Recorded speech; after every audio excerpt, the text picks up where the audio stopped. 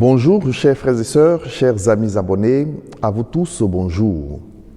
C'est avec un immense plaisir que je vous retrouve sur notre chaîne commune Parole de Dieu au quotidien. Merci à chacun de vous pour sa fidélité.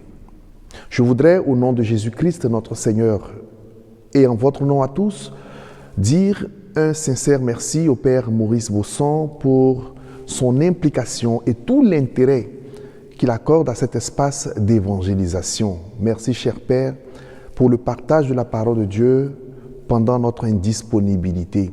Que le Seigneur vous bénisse et vous le rende au centuple. Je profite de l'occasion, au nom de tous, pour vous réitérer nos sincères condoléances pour ces moments de deuil que vous vivez avec votre famille. Que le Seigneur, le prêtre éternel, vous console. Lui qui est bon et miséricordieux, qu'il accorde le repos éternel à Papa Bosson Martin. Qu'il repose dans la paix du Seigneur, ainsi soit-il. Cela dit, chers frères et sœurs, bienvenue à Parole de Dieu au quotidien.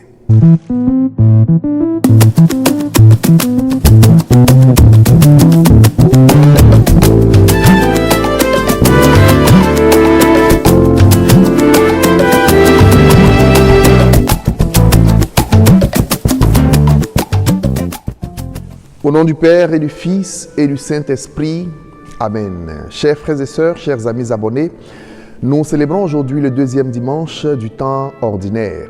Et l'évangile de ce dimanche plante le décor du mariage qui a eu lieu à Cana. Il est tiré de Saint Jean, au chapitre 2, versets 1 à 11.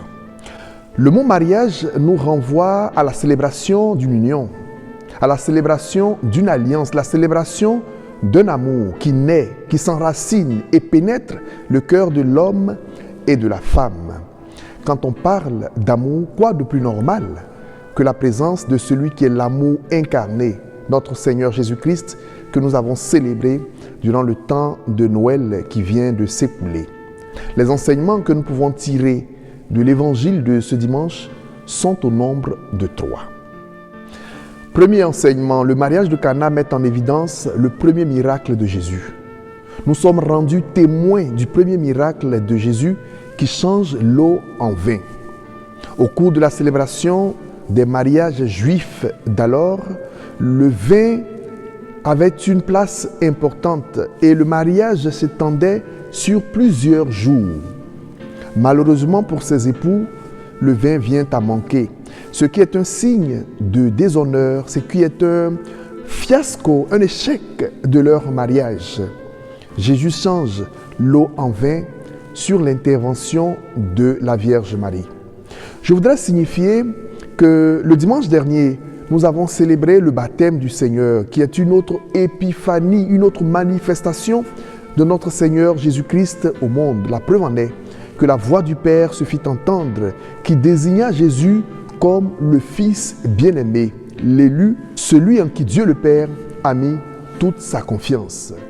Passé le temps de Noël, Jésus inaugure donc sa mission publique et il va faire son premier miracle qui est de changer l'eau en vin au cours d'un mariage. Un premier miracle suscité par l'intervention de notre Mère, la Vierge Marie. Deuxième enseignement, il faut noter le rôle important de notre Mère, la Vierge Marie, dans le miracle de Jésus, le premier. Oui, c'est la Vierge Marie qui intercède. Dans la discrétion, c'est elle qui intervient. C'est la Vierge Marie qui anticipe, c'est elle qui l'active. Certains voudraient que nous accordions de l'importance à la réponse que Jésus donne à sa mère quand elle lui dit qu'ils n'ont plus de vin. « Femme, que me veux-tu ? Mon heure n'est pas encore arrivée. » Frères et sœurs, les cultures sont différentes et le langage de chaque culture est aussi différent.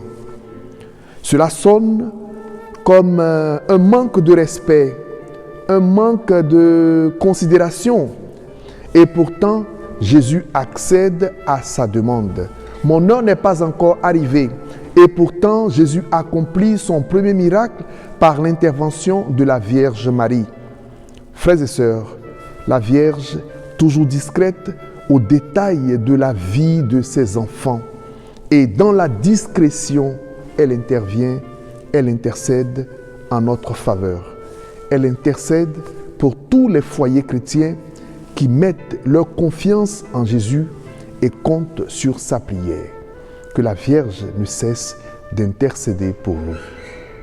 Troisième enseignement, Jésus demande aux serviteurs de remplir d'eau les jarres qui devaient servir à la purification des Juifs. Oui, c'était des jarres qui servaient pour le rituel de purification pour les Juifs.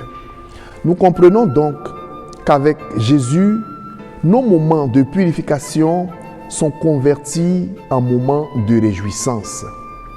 L'eau de la purification est transformée en vin de réjouissance.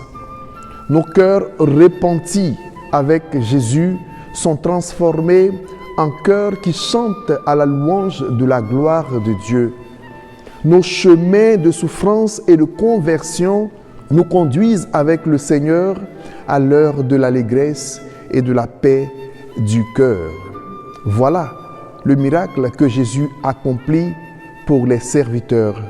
Un moment qui devait être pour eux un déshonneur se convertit en un moment de gloire. Ils ont un meilleur vin qu'au début de la célébration de leur mariage. Chers amis, chers frères et sœurs, si nous empruntons des chemins de conversion dans la foi au Seigneur, le Seigneur transformera ces chemins de conversion en moments de gloire et de louange, en des moments d'allégresse. C'est pourquoi quand nous sortons de la conversion, nous sortons de la confession, je voulais dire, nous sommes de plus en plus heureux. Nous avons le cœur en paix. Rappelons l'épisode de l'enfant prodigue qui revient sur le chemin de la conversion à la rencontre de son père. Ce moment de la conversion pour lui est transformé par son père en moment de fête et de réjouissance. Il nous en coûte d'emprunter le chemin de la conversion. Jésus nous y attend pour changer nos peines en joie. En terminant cette méditation, nous réitérons nos condoléances au Père Maurice Bosson que nous espérons retrouver très prochainement. Sans plus, nous nous donnons rendez-vous pour le dimanche prochain. D'ici là, bon dimanche à toutes et à tous et portez-vous bien. Au revoir.